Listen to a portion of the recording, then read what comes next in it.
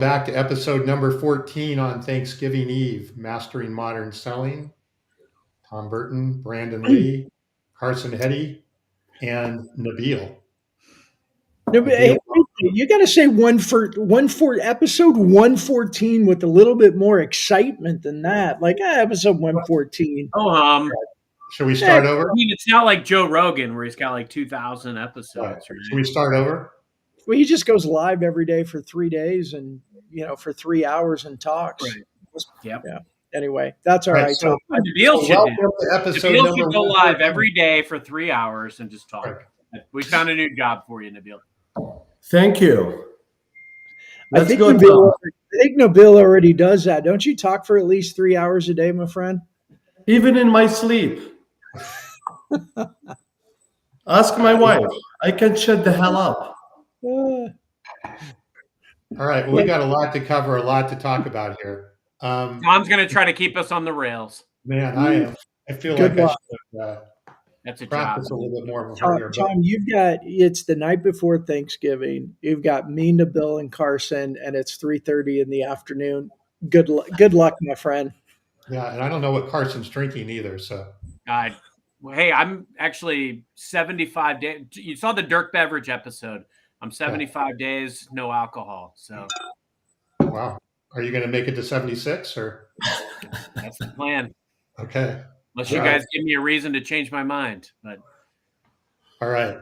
Well, hey, Brandon, I wanted to again thank Fist Bump and all the team there for all the production work and getting this all to happen. You had a webinar last week, right? We did. Yeah. Was it good? Did it turn out well? It was good. I got Reams stepping up, and she's been helping clients with their live shows and personal brands for over a year now. And now she's moving into a strategy consultant role. And so she and I did a webinar. It was awesome. We had fun. Okay. Yep. Helping people understand, like, this is the fun part I have. And Carson, you had a big part of this over whatever that was, a year plus ago. We were talking about your framework, your salesman on fire. Like, how do you do this? Really, the best thing around these live shows is that we take a 45-minute show and we create 28 pieces of content that are used for outreach purposes. They're used for marketing purposes. We get shorts for social media. We have newsletters, we have blog articles, we have all this content that we can create. And this type of content, you can't AI it.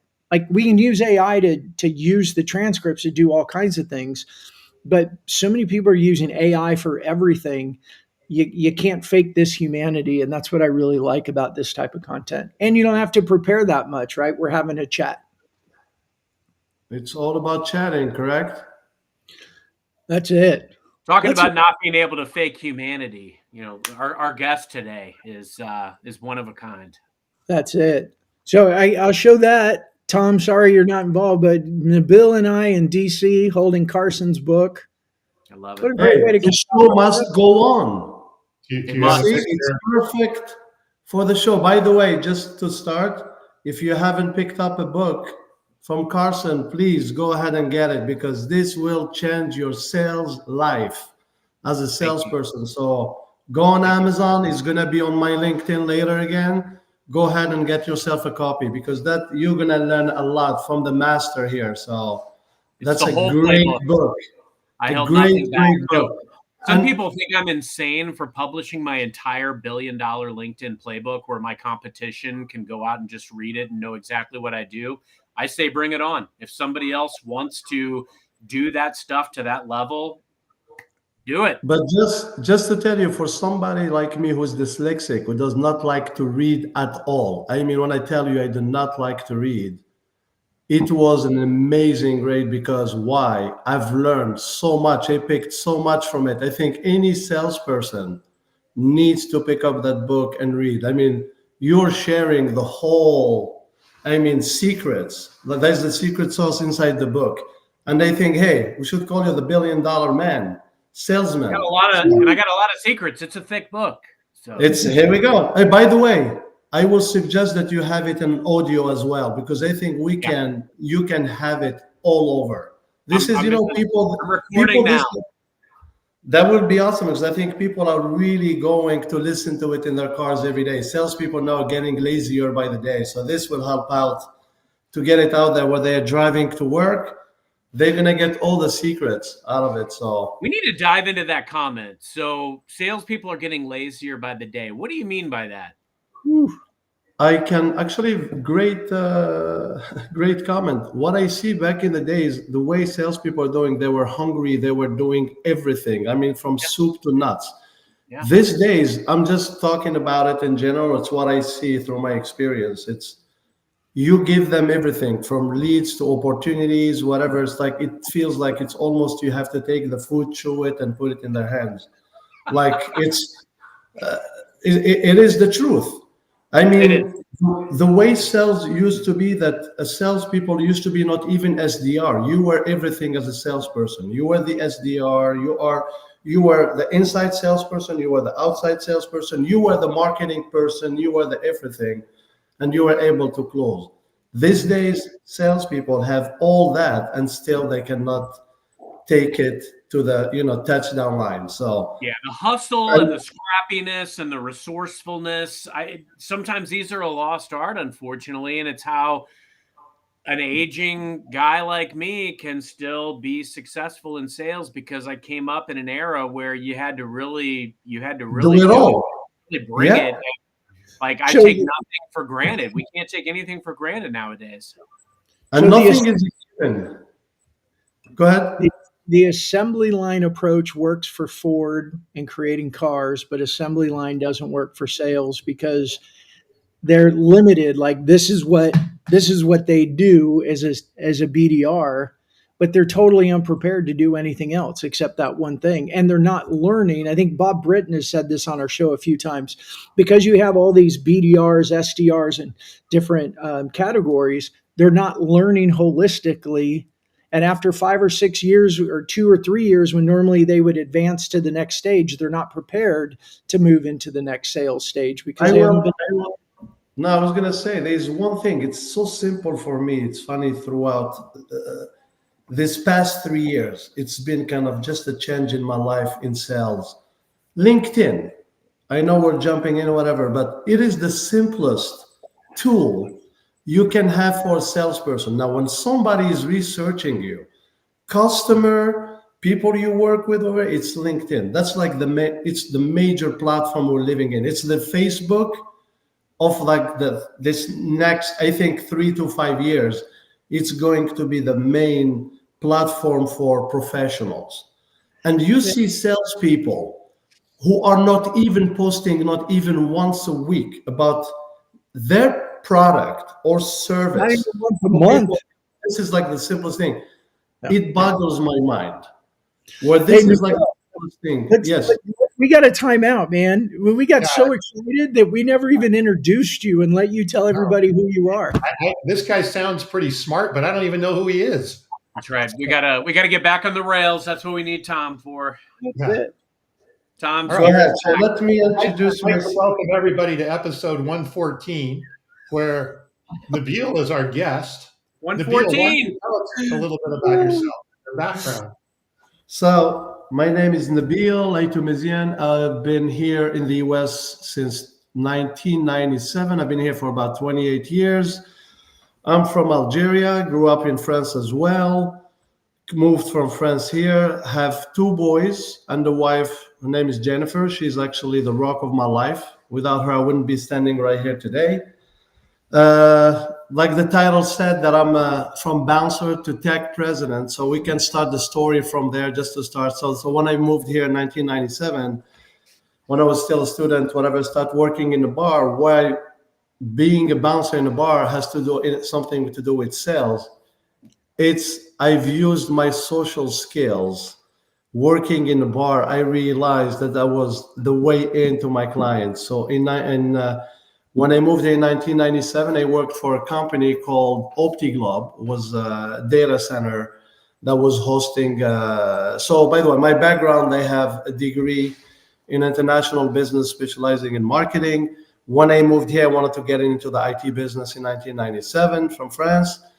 Starting to work in 1999, I got hired to this company called OptiGlobe as an intern and ended up working for a service desk because I had no experience howsoever into the IT world. You could have talked to me about email. I had no idea what an email meant coming from France. So starting to work on the service desk, I met this gentleman, which we became very close friends, and we started a company together called LDM. In 2000, starting to support small offices, dental offices. He was the brain, he was the IT guy, I was the sales guy. At that time, I started to work in the bar as a bouncer on Thursday, Friday, Saturday night. But we had few like dental offices that we were supporting. I was the sales guy, like I said, he was the brain. Started meeting people at the bar. Every customer they walked into the bar, you know how I looked at them? They were all customers. They all worked for somebody. They all were either an assistant or an engineer, whatever. So I was so social with people and a nice guy, and people, nobody wants to wait in a line, correct? When you go to a bar and there's a big line, you have to know the bouncer, like to cross the line, whatever. So I started to get their business cards, building relationships, and they looked at them all as customers. That's how I started my business to grow it. I started to get the business card, asking them, hey, can you get me a meeting with your office manager? Can you get me a meeting with the director? Who does your IT support? We have grown the company just like that and still have few customers until today with FSI strategy that I met from the bar days, which I'm talking 2000, 24 years ago. Wow. So that's... Tell us a little bit about FSI before you get too far. And I want people to know your company. Absolutely. So FSI, I joined FSI in 2007. All right. FSI, when it started in 2003, FSI strategy was called Fed Solutions. It was 100% a federal government contractor. When I joined in 2007, they brought me in to bring in the commercial side of it. So I came in to bring in more business on the commercial, which they already had 3 federal government contracts they were working on. But my job when I came in as a partner is to bring in more of the commercial side of it. But once I joined in, we started to get more sales within the commercial. So we decided to abandon the federal government contracts. And by the way, our name used to be FSI, stands for Fed Solutions Incorporated. Amazing thing that the FSI had, it was the name Fed Solutions. Everyone thought they knew who we were, and we were nobody. Fed Solutions, we've heard of you. Why? There was a company called FedSource, which was huge, and he was on the radio all the time, whatever. So it was an easy way to get in, to get business. But in 2007, when I came in and started the commercial side, by 2012, we stopped doing federal government contracts. We went 100% commercials, because we get more revenue in the commercial side than federal, so decided to abandon that. And then it was hard for us to sell to clients when he calls like, hey, this is Fed Solutions. They're like, hey, we're not a federal government. We're not working. I'm like, okay, so it's time to change the name. So that we have changed it to FSI. Just so it's kind of like the S in Harry S. Truman. It doesn't stand for anything. It's just... Here we go. But what we like, we added the strategies to it because we are more here now to strategize for clients, like customers. We're more of the consultants. We're here to help customer, move forward with the new technologies that's out there, whatever. So strategizing, helping them strategize. So about 2017, fully zero government contract. We were 100% all commercial. By 2019, we decided to go 100%, and not just your regular MSP, which is a managed service provider, but an MMSP, Microsoft Managed Service provider. Only Microsoft. Like if you're not into the Microsoft ecosystem, we're not a match. Like I joke about it, and on a live show, I said, if you like your girls blonde, stick into blondes. That's what I wanted. That's what we were very good at. That's what we are. So we've been moving 100% we only take customers who are like within the AWS, like Amazon, whatever, who are planning to move to Microsoft. Otherwise, we're not. Yeah, we're not here. Look, like I tell people, I just, all Microsoft is everywhere. So that's the world what I live in. Nabil, it just dawned on me. What happened to your fist bump polo shirt that you have? It's in the closet. I promise you on the next one. No, it's funny. Today we went to take some Thanksgiving pictures with the family. So I'm I had to, kidding. I had even to get my hair done. Look at this. It So looks yeah. good. So what I was saying, like about moving into the Microsoft thing, it made a lot of sense to us as a company because also for us to grow the people within the company, we became more of an SME, subject matter expert. I have about 70 people in the company. All of them, every single employee at FSI is Microsoft certified. Even if we had a janitor, well, definitely as well, he's going to have to be certified to be working with us, Microsoft certified. So for us, it just became like an easy way. And just to tell you guys what happened to me, I had a Jesus moment going to Microsoft Ignite in Seattle. I was not a true believer of Microsoft before until I heard Satya Nadella live when I was at an MS Ignite. We came back. The way he's changing the world. Now you can live within the Microsoft ecosystem. Even for sellers, it's easy. Like, the word we say land and expand. It's the perfect word. Like, the wheel that I have, Brandon, in my office of all the Microsoft things. That's the perfect word because I feel like most of the businesses, they can run their business just through Microsoft ecosystem. You do not have to go out. And even if you have to work with a third party now, everything works, integrates well. Microsoft has changed the way they do business. I think now it's just what I was going to say, there's no limits to what we can do anymore. I mean, I can walk into any customers. I love when they say, oh, we don't use Microsoft. You know what I say? What do you use for your email? I use Outlook. How do you do your resume? It's Word. How do you do your accounting, whatever it is? Like, oh, Excel. So somehow you are Microsoft somewhere.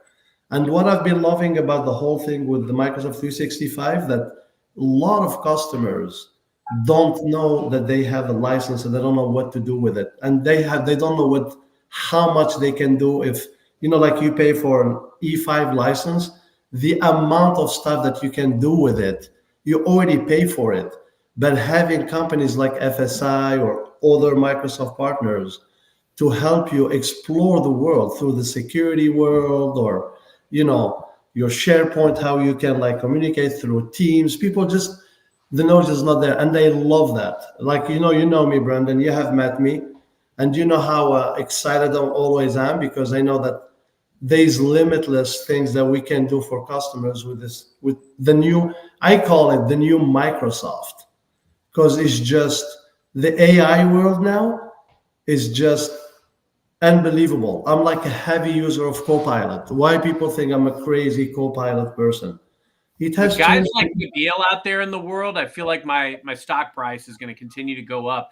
I want to make sure we talk. I want to hear about things that you've kind of gleaned. You've got a unique background, Nabil. I want to hear about things that you've gleaned around networking and relationship building.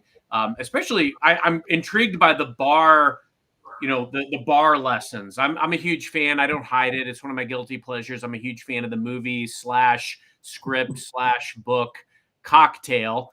And I actually had the opportunity a few years back to interview Haywood Gould, who wrote Cocktail, was the director, was the writer, the producer of the movie Cocktail. And so, he talks about how within this saloon lies the greatest concentration of wealth in the world. I think if you tap into, like you did, with some of your relationships in the bar business, there's a lot of lessons. There's a lot of things that you can learn.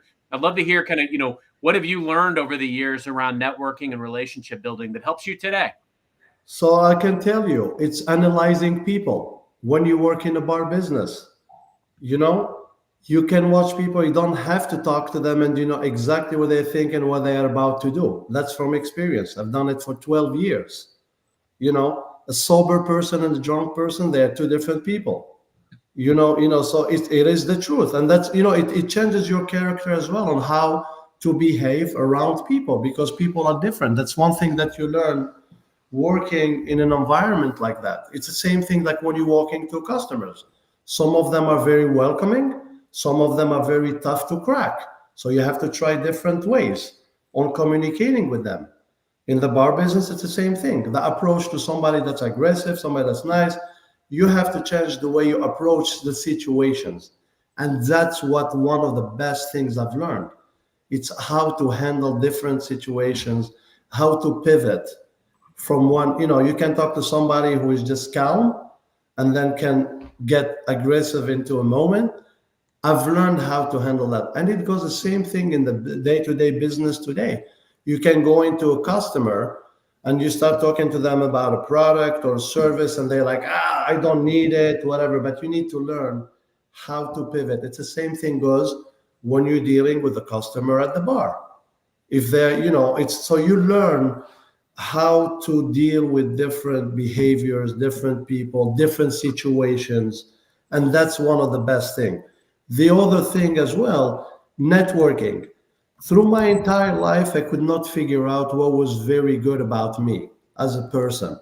Like, okay, have a little degree in college, but what am I good at?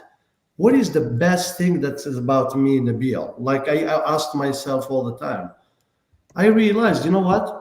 You're very social, very likable. I think so, by the way. Yeah? This is what I think about myself. But I said, how can I utilize that to help me with my business? Because I'm a social bee. I talk to everybody. I'm always nice to everybody. And they said, I need to use it to grow not only my brand, but myself, my business, the company that I started, I came into, whatever. It was through people. That's what we're going to get into. The point is like from the bar going to LinkedIn, because I look at LinkedIn as well. It's kind of the same platform, but it's a digital platform than being in a bar when you're doing a face-to-face. I call LinkedIn was my bouncing days, basically, in a way.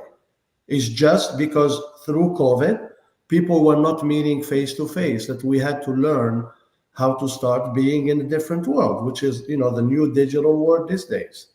In the bar, you're dealing with the person every day. On LinkedIn, it's just through a different way of doing business these days. That's why for me, working at the bar was easier, and LinkedIn now made it my new bar. It's like I feel like I'm a new bouncer within the internet now, because people are approaching me to ask me for things through messaging, and people were approaching me at the bar when I was outside trying to get in, not waiting in line. It's the same thing. It's like the more I was in front of the people, the more I get the attention of people. And that, like when I used to, at the bar, how do you get attention when you have last call? As a bouncer, you're there and you have to scream to everybody, it's last call. You need to get the hell out of, Same thing goes for me now on LinkedIn. My approach to my services or my product it's through LinkedIn, the way I write things every day. But for me, the secret for selling, you need to be authentic and you need to love what you do. Because I feel like for any seller, if you do not believe on the product or the service that you sell, you will never succeed. You can maybe make a little bit money, but it's going to add at a certain point. Because loving what you do, that's the only way you can take the message to the customer, the end, the person that you're trying to sell to, because you have to believe on whatever you're selling. Otherwise, it's not going to go anywhere. I think for me, my success, I'm very authentic. What you see, it's what you get. It goes the same thing for my customers. I care. The way I do not like to be screwed, I do not want my customer to be screwed. And Brandon knows me, everybody will kill me for it. I remind everyone every day, I say it a million times, we all going 6 feet under. No one has a date of their expiration. It can happen tomorrow. So everybody, I believe in two things. I need to be very good to people, help when I can, and try to be the best at what I'm doing. I love it.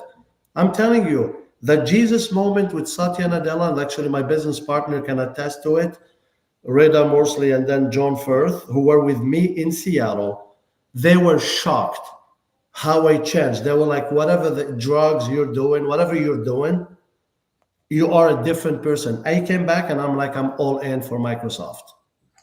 Hey, Nabil, Because somebody resonated with me for once. No, I was going to say very quick. My brain, the way it functions, which in the show today, I'm going to say it openly. I got diagnosed last year with dyslexia at my age. I'm 48 years old, about to turn 49 in February. My entire life, I was having a hard time reading. My parents were spanking the hell out of me to read a book, whether they thought I didn't want to study. I saw it in my little son, who's 6 years old. I started seeing the same behaviors I had when I was younger.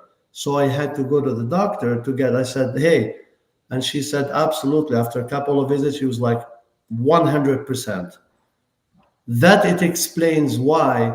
So what I was going to get into, it's that what we call a disability, which I don't think it is because I've done well with my life. I had to hide from things that I didn't know, but use whatever I thought I was very good at and go push with it. And that's the talking. You guys can say, you can tell, I can't shut the hell up. Like even if somebody comes right now to take me, I will fight them to death. I'll use my bouncing power just to talk. Go ahead, Tom. well, I have a question that kind of relates to a number of things you were saying, in particular about Microsoft. You know, I'm in the B2B world, sales world as well. One of the biggest challenges I'm seeing nowadays is companies are overwhelmed with the number of technology choices that they're being presented with. And I would think in the Microsoft world, right, you're walking in with this gigantic portfolio of products and things that you could help a company with.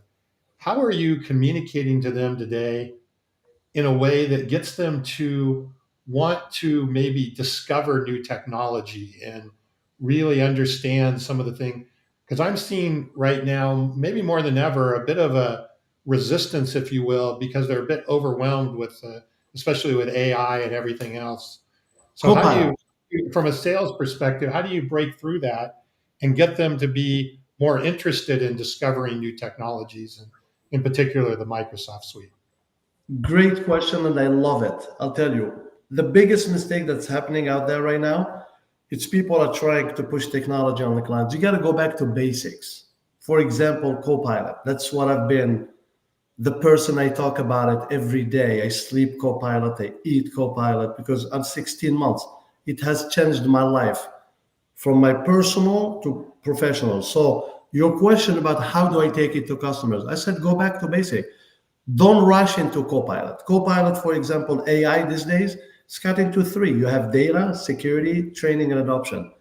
You got to, I tell the customer, before you jump into anything, first of all, clean up your data. We're in the AI world these days. Start doing, house cleaning. All right. Before you sell your house, whatever, you need to clean it, make it look good, whatever. So go take care of your data. Clean up the stuff that you don't need. Archive the stuff that you're not going to be using, because garbage in equals garbage out. So you're not going to be ready for AI if you're not already cleaning up the thing. Then once you clean your data, secure it. Make sure it's secure. Once you secure, here we go. Thank you, Brandon. Here you go. It's our t-shirt. You see the garbage in equals garbage out if you don't clean it? Here we go. So, and then the last part, I always tell the customers, because everyone is overwhelmed, technology is moving so fast, is to train your people. If you do not train your employees, they will tell you whatever technology you give them, they're going to tell you it sucks. This is the first thing that comes out of the user. So for me, when you talk to customers, that's what I said, what I'm loving about the Microsoft ecosystem today. Like, for example, at FSI, we specialize mostly in the modern work and security. Those are the two worlds. Those are the ones that we live in. We are the pros. We're the true SMEs. We don't want to go outside or more than that. We want to help the customers. This is what I don't like about a lot of partners. You try be jack of all trade and master of none. You choose 2 3 things that you're very good at, and you're very good at, like, I mean, you live by it, and that's where you go. And you just don't go, by the way, what you said about the customer, you just don't go to sell. These days, sellers need to understand one thing. It's very hard to get a customer to start with. So when we get a customer, it's to lend them for a long time. So we have to believe or whatever we sell to them. We're not selling. We're actually helping them to move up, to move forward, to be ready for this AI era that's happening. Copilot, it has changed my life. I will use something here on a live show. I know it's going to sound kind of funny, but it turned a donkey into a horse race. I have struggled doing so many things before to manage my time, whatever. And I'm, like I said, a heavy user of Copilot.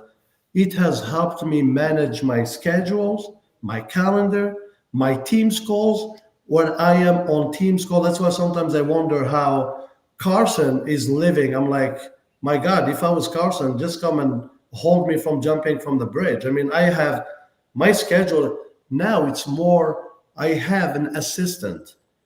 Copilot. Microsoft was very smart on calling it Copilot and not Pilot, because it's your personal assistant. You are the pilot. It learns your behavior. It learns what you do. It learns how you write. Let's not forget over here. Let's just face it, guys. I'm an immigrant. I've been here 28 years. I'm still sure have a big accent. My kids don't. My wife don't. I do. But you know what? Copilot doesn't show my accent. But what Copilot does, it writes exactly like me. It's just in a better way. And it doesn't let me overthink stuff. It puts my true ideas into words. True example here, my business partner for 15 years. When we go to meetings, people see how enthusiastic I am, the energy I bring in, and they love me. Always at the end of the meeting, he tells the other executives, let me tell you what Nabil means by that. He was my translator. Do you know what I told them about a month ago? I said, you're fired. Copilot now is translating for me. I don't need you in meetings to translate what I'm trying to say to the customer. So my point, I feel like we're living in a world right now of the AI world, which is, for me, it's a Microsoft, because my simple explanation, by the way, Tom, I love this explanation that I explained to a lot of executives about Copilot. It's ChatGPT embedded into Microsoft product, but what is the best part out of it? It's secure. That's what you don't have in ChatGPT. Within Microsoft, it's secure within your environment.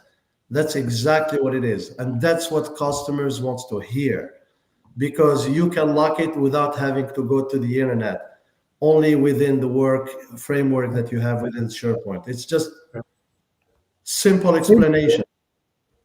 Nabil, as much as Carson loves this infomercial for Microsoft, I want to move you into I want to move you into the sales side, and I'd love to hear, as the president of a Microsoft partner, the president of a company, and you've talked about how much you like LinkedIn. It becomes a networking. How specifically are you using LinkedIn to meet potential new customers? I think in your case, meet a lot of Microsoft sellers that are your partners. What advice, how are you using it, and what advice do you have for other CEOs and presidents of company around using LinkedIn for your networking and relationship building purposes? So I live on LinkedIn. Like, you remember, like, just to bring it back, where the wives used to be like, get out of Facebook. I'm the one of, like, my wife almost to pick up the phones, like, get out of freaking LinkedIn. You know, like, I have relationship. I think in today's world, if you are not on LinkedIn, this is the true belief that I have, like, you know, you will not go anywhere, because I think that's the main professional platform. So I'll tell you how I use it. LinkedIn became my first, like, the ideas I have, the love of the technology that I use, even myself, because I'm learning. It's not like, this is not a Facebook, but it's also, you want your buyers to know you, to feel like they know you. So whatever I write about stuff that I'm very passionate about, when I'm talking about business. This is a professional platform. I am not talking. So for me, in my world, is Microsoft. It can be someone else's world, is Amazon or Google, whatever product they sell. But for me, that's what I share. That's the platform where I go and share about what I'm doing, what I'm passionate about, what I'm selling, what are my companies doing. And I like to share like about my stories about Copilot, what it has done for me. And proof is in the pudding. Brandon, when I met you for the first time when you came into DC, I felt like I've known you forever. Same thing goes for Carson. When I've met him for the first time, it was last year in Dallas. It felt like I've known him for years. I've known about his family. I've known about your family, Brandon, as well. It felt like, honestly, I was your friend forever, guys. And I feel this is what it bothers me to see a lot of these days, a lot of executives or even sellers or anybody within the professional world not using LinkedIn as a platform to help you not only land, because like land customers or even make, like I was telling earlier, because that's good that we're talking about the bar and LinkedIn. LinkedIn is the new bar. That's where all the social also meeting people.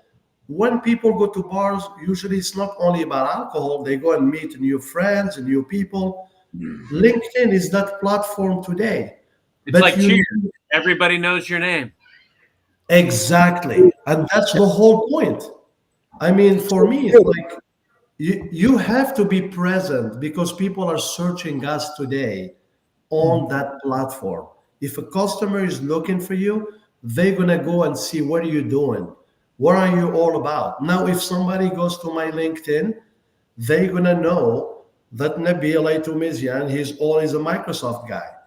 Everywhere that I work, like every conference I go to, I'm the Microsoft guy. I don't even know like how people know. They think I work for Microsoft, which I don't. Same thing goes for you, Brandon, about First Bump. Everything it is about, what you're doing. Or that's how I've known about what you do. That's how I've known about what Carson was doing. It was through me researching the LinkedIn. Easier access. Go ahead. Well, you had mentioned that you publish and you talk about things like Copilot. What else do you do on LinkedIn? And Nabil, I'm thinking there's CEOs, there's president of companies out there listening. They're scared. Like, I mean, Carson, you and I've talked about. We hear about it a lot. They're like, oh, I don't have time for LinkedIn. But what they really mean is, I don't really know what to do, and I don't want to look stupid. You've embraced LinkedIn as a president of a company. It's done well for you in opening up relationships and new business opportunities.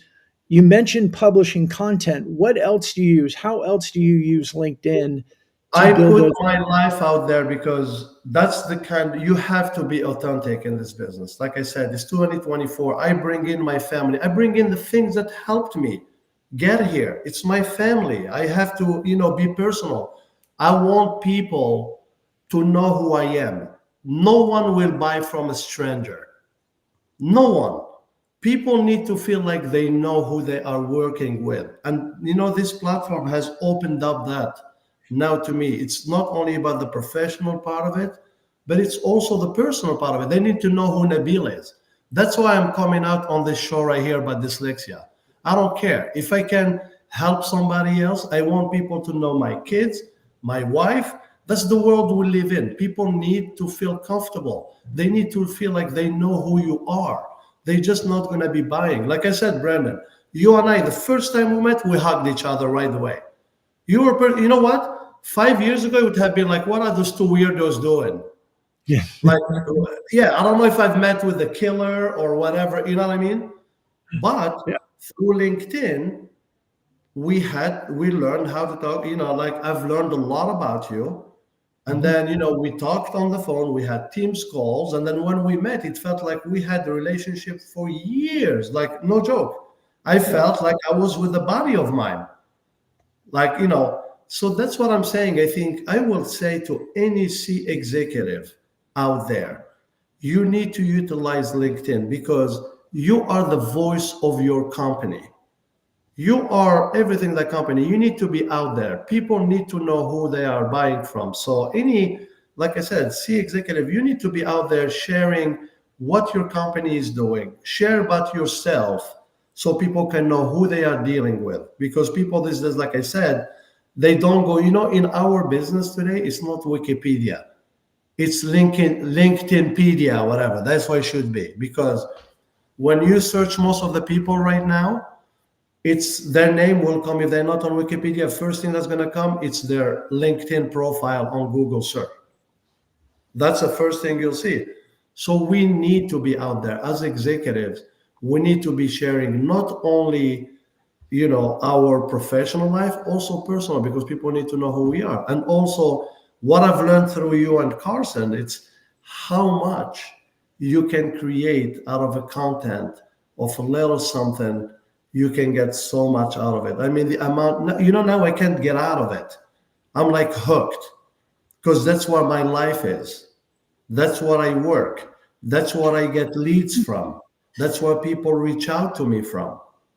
It's the place, and that's why I want the world to know I'm very authentic about stuff. And I'm not here only to sell, but I want people to see who I am, because that's how people are comfortable with. I'm not here, so.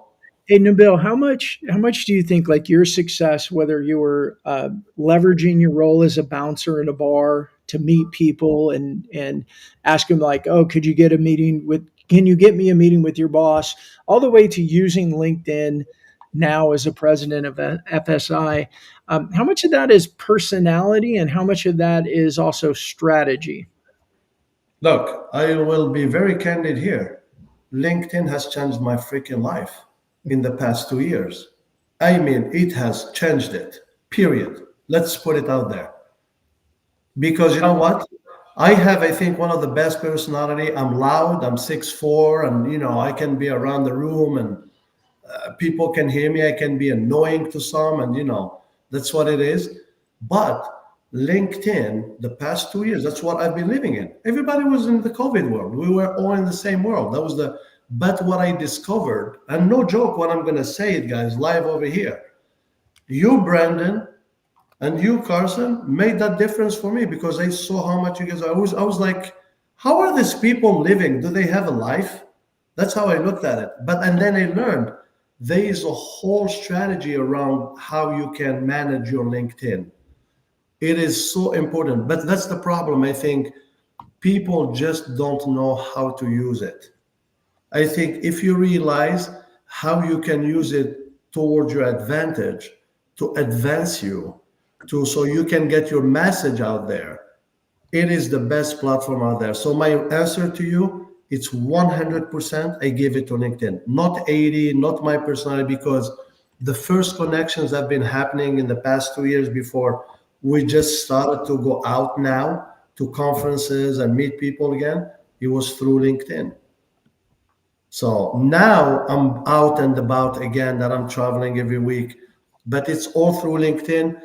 When you go somewhere and somebody comes to you, Brandon, I've heard it from you and I'm hearing it. People come to me, they're like, oh my God, Nabil. And I'm like, who are you? And they're like, I know you from LinkedIn. And then they are snatching a picture with me, whatever. I'm like, so that tells you everything.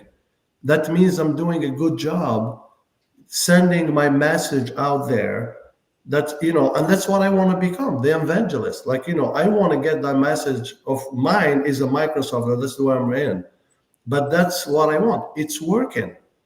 I feel like every C executive needs to get on board now, because the next, I think, this is my opinion, 3 to 5 years, it's going to become the next Facebook. People are going to start signing off from it, because it would be too much. Too many people doing that. So I think for any company, even look, not only as an individual C executive, but companies need to be more involved and promoting more on LinkedIn. It's your new marketing platform. It's your new branding platform. It's all of that. It will change. It has changed my life. I can tell you this. It has made me a better executive. It has. Everything about it that happened for me so far has been positive. only a plus, like nothing negative that came out of this. So for me, that's what I would, ask anybody. And I don't know if everyone, when I walk in today, everywhere, I tell people that's my first message. Are you on LinkedIn? Are you doing enough? Are you promoting yourself? Do people know exactly what you're doing? Do people know you? You know, those are the questions that I ask people. And most of them, people, oh, I don't know how to. People don't even know that they can, write something and have it scheduled to be posted in the simplest things. People don't even know how to utilize AI today to do things for you. Like I told people again and again, I'm freaking dyslexic, but you know what? I'm a smart person. I have great ideas. Now I have my assistant. Her name is Copilot. She writes things for me the way I want them to, and they keep changing. I just tell her what I want, and she puts it into words for me. So people, they have no reason to be joining this movement. No joke of LinkedIn. It's a movement. That's what people need to do because we have the tools today. Back in the days, I would say it will take you 2-3 days to write something to post it about Copilot. Now we have AI, for God's sake. We have this whole technology that's in our fingertips right now. And people are not even putting it. You don't need to put that much effort. And I will tell you again, guys, Brandon, Carson, thank you so much because of you people, because of you guys, it has changed my life. Seriously. It has changed my professional life. It has. Because I think I was late into this game. Brandon, you made a comment earlier that I think there's some serious value to. There's a lot of people that are out there that are thinking to themselves like, hey, how do I get started? I don't have time for this. I talk to people all the time too that are like, they say things like, I'm planning on getting out there. I'm planning on getting out there on LinkedIn. I've been, creating some material and I'm going to start posting on such and such a day. Or, another one, I talked to somebody the other day that I work with and they're like, I've got this idea for a podcast that I really want to do. And I've got the equipment and I've got, the scripts for multiple episodes. And I'm like, just do it. Just get out there. Like, I think the best thing is sometimes don't overthink your efforts. It's progress over perfection. It's put something out there.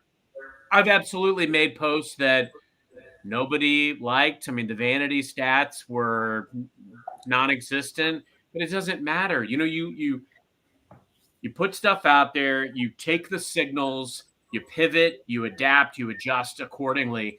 I think the key element is your target audience is out there. So no matter what you're trying to do, whether it's creating, embellishing a personal brand, whether it's meaningful connections with customers, whether it's taking charge of your career, you can literally do anything with LinkedIn. Absolutely. And like I said, your target market is on LinkedIn. That's what I was saying earlier about sellers. They are there. The cost, like if you are trying to go after an account, for example, they are on LinkedIn. Connect with them. Build that relationship. They see what you're doing, where you're up to. They'll follow you. That will all help you through your journey. But that's what I said earlier, Carson, when we started about saying laziness, the new way of doing it. These are like we have the technology these days. We have everything in our fingertips to be successful. It's about how you handle it. Go ahead, Carson, Brendan. Yeah, I think Nabil, you should probably get a check from Microsoft. You've promoted Microsoft, you promoted LinkedIn. Like, you should be one of their paid influencers. Hey, like I tell people, as far as I'm concerned, my mortgage is paid from Microsoft, what I get business from. So this is who I work with every day. There you go. But to be honest with you, that's something that for me, it has changed my life because it's for once. We're going to talk about sales again. Authenticity. It's something that I believe in. It's the same thing like Brendan. What are you doing? Like we discussed even with First Bump. What do you do about helping CEOs? I believe in that because I'm in it. I'm the first person to becoming successful through that. So like I cannot go and say something that I don't believe in. I'm the product of that success. Yeah, I think what I like about your story too, Nabil, and you say this all the time. You're like, I'm an immigrant. I've been here 28 years. You started out, you came here, and your first job you could get was at a bar as a bouncer, but you've leveraged that through relationship building, networking, a personality that's not scared for people to reject them. And you've gone from the bar bouncer to the president of a very thriving, growing partner with the largest company in the world. It's a tremendous testimony to you. But I think, and the reason I liked having you on the show is to talk about that you networked offline and now you're networking online. Everything you're focused on is that authenticity to build relationships because opportunities come from those relationships. And I've learned, Brandon, like I said, my dad always told me something. Always respect someone who's older than you. So whoever is one day older than you knows one more thing than you do. Again, Did you just call me? Did you just call me old? Is that what you were doing? No. But I'm gonna bring it back. You see, this is not like age before beauty. I'm learning all those things after 28 years here. I'm learning, sir. But what I was gonna tell you, I've learned by seeing what you guys were doing and other people on LinkedIn. And that's what I like to do. I always want to learn from somebody that's better than me. Like I'm always looking at someone that's more successful than me or done something better than me. Those are the people that I looked at. Like I was watching you guys on LinkedIn, and that's how I've learned on my own, watching you guys' behavior, where you were posting, how you're posting. I had to learn it. Following you guys on the show, on the modern, mastering modern selling, like all the time. I kept picking up ideas. That's how you learn. It's by listening to others. What's working these days? You just don't learn about thinking you know it all. You got to see what others who are being successful, what they're doing. And that's why, when you talk to me about fist pump, I told you I'm a true believer because I think people are behind. If you do not join this whole social selling today and being part of the LinkedIn world, you are going to be left behind. I can promise you that. That's the world that we are living in right now. Between the AI and everything is in artificial intelligence today. Everything is in the AI world. Yeah. I think Look how you're doing it through AI, how you are managing your customer through the AI world. So, hey, I have one as we wrap up here. I have one question that you've touched on. You even touched on when you talked about salespeople are getting lazier, or they have been lazier. And this is a question for all of us, actually, Carson, Brandon, Nabil. As we go into next year, what do you think is the world of sales? How is it going to change? Do you think that the assembly line where, hey, I'm waiting for leads and I'm waiting for things to be dropped in my lap and all that stuff, do you think that's going to change to go, Carson, to what I think more of what you probably just wrote about in your book? As a salesperson, you just got to hustle, build the relationships, and kind of do a lot more of this. Take more responsibility for it yourself. Do you think that that's changing the world of sales from the assembly line more to, hey, I've just got to be fully responsible for my job, which is to procure customers and increase customers? It's like a pendulum, Tom. I mean, I think that we're going to continue to see this shift where, the tools, the tech, the hybrid work settings, we're going to go back to valuing those things more and more and more because of this influx of technology and AI, because the lazy are going to go for the easy, the things that are going to flood the ecosystem with noise, the AI written mails, the LinkedIn content. Daniel Disney, who I love, he makes this post regularly about, and it's a joke meme, but it's very true and accurate. It's all about this sales manager conversation with a sales rep, and it's about the lack of responsiveness of the customer, and it's like, just give them a call. And then they keep saying, well, I'll just email them again. And the reality of the matter is, it's easier now than ever to just get a hold of somebody on the phone. I mean, I have almost a 100% success rate just picking up the phone, calling a customer. Their phone numbers are on their signature lines and their emails and things of that stature. I mean, they're very easy to get a hold of. The scrappiness and the resourcefulness, the face-to-face, these things are going to matter all the more. And the greats in 2025 are going to embrace the resourcefulness, adding value, doing the types of stuff that Matt Dixon talks about in the Jolt effect, getting to the customer, de-risking their decision, adding value, being with them on the journey, doing the hustle stats that don't show up in the box score. Those are going to be the winning salespeople next year. They're going to use the tools to get the meetings, to arm themselves with data, to prep for the meeting. I mean, I can prep for a meeting in seconds flat now with AI, but they're going to do it the old-fashioned way by getting in, meeting the customer, knowing enough about them in advance, getting to the heart of what matters to them, asking great questions, being responsive, being communicative, being transparent, following up. Those are what the greats are going to do. They're going to do the fundamentals better than anybody else. So what you're saying is that is modern selling for 2025. Yeah. That's what I'm hearing you say. So now we know we're going to be talking a lot about. You heard it here first. You heard it here first. That's right. That's right. Yeah, and that's, it's interesting is that we did an episode coming into 2024 about what sales going to look like, and we talked about AI. And I don't think our conversation will change as we do this for 2025. And you just kind of kicked it off. It's leveraging the AI without losing humanity. And what we've seen, because so many people love the easy button, and they think if I just turn this thing on, it's going to work and POs are going to fly out of the sky and fall in my pocket. But what Carson keeps saying, what Carson demonstrates, that's why I joke around. I'm like, Carson's a machine. And I think the reason why Carson can write the book that he wrote and give away his entire playbook is because he's confident that 99% of the people that read it won't do the work. Come at me. Seriously, Come at me. I put the entire playbook out there. You want to generate $1 billion using LinkedIn with social selling and AI? There's the playbook. Go to it. Come beat me. But you would welcome people and you'd love for people to be successful. It's good for sales. If people would do these things, it's good for sales. It's good for customers, because at the heart of this process is the customer. It's all about adding value for them.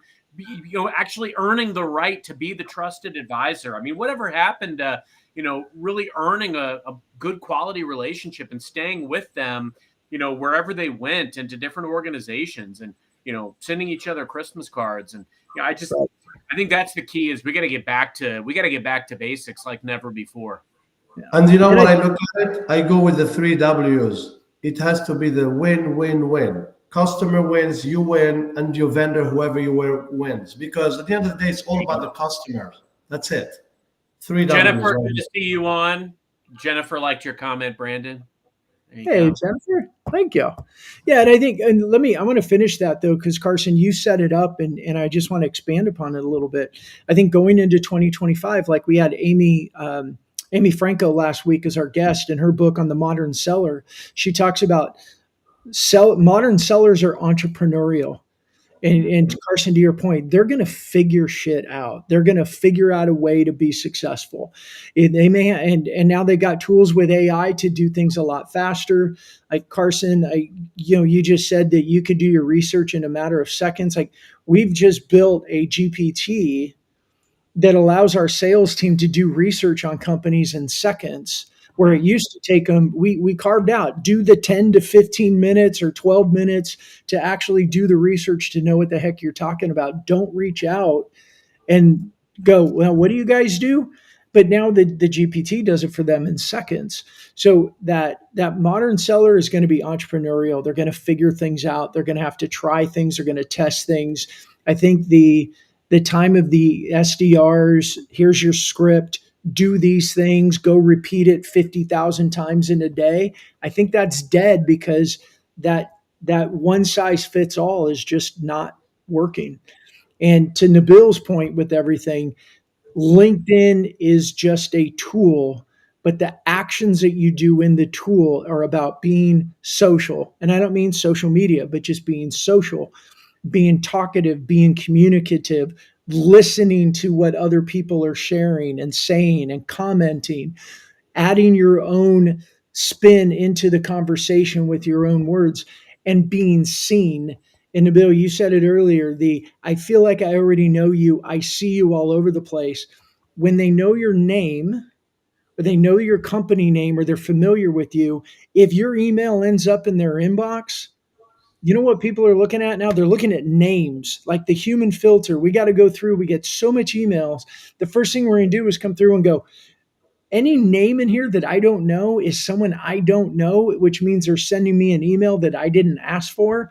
Click, click, click, click, click, delete, and now start with.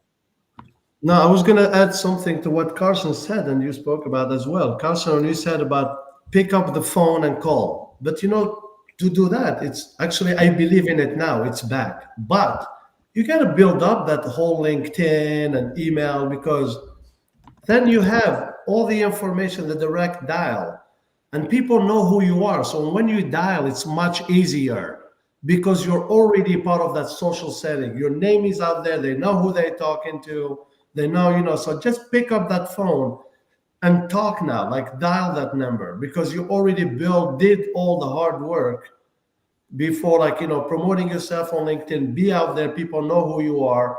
You get that phone number, pick up that phone, call that customer, go after them now, because you had the ground, built for you, like you have everything built out for you. And the AI is already doing all that. We have all that information. So now it's kind of funny. We're back to old school, not the cold calling, but this time I call it more of the warm call, because you are already known through the social world, which they know if they check you. When you pick up and call the phone, they feel like they know you.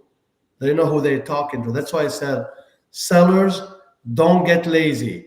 Start promoting yourself. People are searching you on social media. Go at it. Get on LinkedIn now, not tomorrow. Today.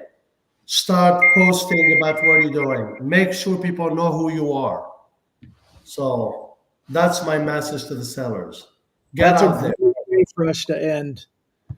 Nabil. Nabil, go ahead. Sorry, Brandon. No, go ahead. You got it. You wrap us up. No, I was just going to say, if people wanted to connect with Nabil, it's pretty obvious, right? Find you on LinkedIn. So that's what I live. That's the way to go.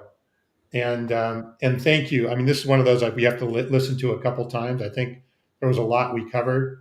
Brandon, sorry, you were going to say something. I didn't want to cut you off. No, I was going to do what you just did. I was going to ask Nabil to tell everybody where to find him. Give us the URL for FSI Strategies if someone's out there and needs your Microsoft expertise. Look, if somebody is looking for me, it's very easy. It's Nabil, and then the last name, I'm still learning the alphabet. It's all of it, so it's too much. Aitoumeziane, whatever. People, they always mess it up. So Nabil Aitoumeziane, but you can find me on LinkedIn. You put Nabil and put Microsoft, and I'll be there. Okay. So, but thank you. I just want to wish everyone a happy Thanksgiving, guys. Yeah. I'm blessed. Thank you so much for having me, and I look forward to doing more with you about talking about this, because, like I said, LinkedIn, social selling is the way to go. If you did not buy Carson's book, go check my LinkedIn. It's going to be there. Brandon, keep going at it, man. Fist bump. I don't even have it. I left it at home when I'm nervous. Here we go.